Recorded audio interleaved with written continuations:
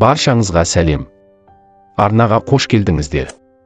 Видеоны көрмей тұрып лайк басып, тіркелу батырмасын баса кетіңіз. Еш нәтиже болмады. Жұлдыз Әбдікәрімова ауруханаға жатқызылды. Отандық актриса, продюсер Жұлдыз Әбдікәрімова бас ауруы асқынып, ауруханаға жеткізілді. Аллергияға талдау жасауға деймін.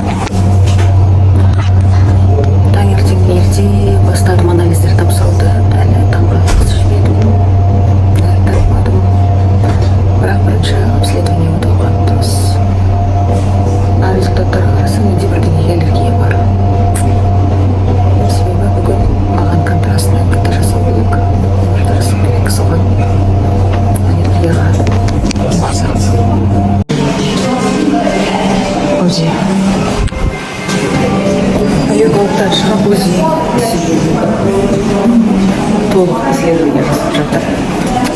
Арнан бері жүрмін. Палатама келдім, УЗИ түсіп қайттым. Қазір противоаллергический укол салады, сонымен мені КТ-ға алып кетеді. Алматыдан менің үлкен әпкем келді. Әпкеммен бірге өзімнің балаларымды тастап кеттім. Ауруханаға жататынымды білгеннен кейін әкесем балаларымды тастайтын адам болмады. Мамамын білесіздер, үйде жоқ. Сондықтан сенімді адам керек болды. Сенімді адам ол менің туған бауырым, үлкен әпкем. Алдағы уақытта аман есен осы ауруханадан шыққаннан кейін көрсетемін, таныстырамын, сестраммен. Әзірге мендегі жағдай бір қалыпты. Жағдайым бір қалыпты деуімнің себебі, алдында күндізгі стационардағы ем маған қонбады. Ауыр симптомдар алынғанымен бас ауру, әлсіздік, бас айналу қоймай тұр.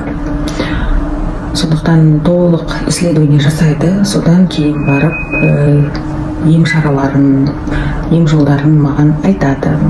Әзірге тек қана 2 күн бойы обследование өтеді. Маған саулық тілеп жатқан барша жандарға алғысым шексіз, ауырмаңыздар. Негізі мен ауырып жатқан жоқпын, тек қана басым айналады. А так чувствую себя хорошо. Единственное вот это вот головокружение. Маған больницадағы тамақтарын айтты. Әсіресе контрастный КТ-дан кейін, это, конечно, это было ужасно. Контрастный КТ-ны мен бірінші рет жасадым. Рас мен қорқып кеттім, бар ғой, бүкіл тамыр арқылы ыстық укол алған болсаңыздар, сондай секілді ощущение, бірақ бұл жерде скорость максимальный жібереді тамыр арқылы. И жаңағы неге түсіп жатқан кезде томографияға, это вообще что-то с чем-то, наверное, шошып қалдым. Но ничего, это уже осталось позади. Оның заключениесін дәрігер алғады. Мен әзірге тамағым түшеп өткені. Таңнан бері анализ тапсырып жүрмін, оңай емес екен. Бұл да оңай шаруа емес. Дәрігерлердің жұмысын көріп жатырмыз. Қандай таңнан бері жүреді ол кісілерде.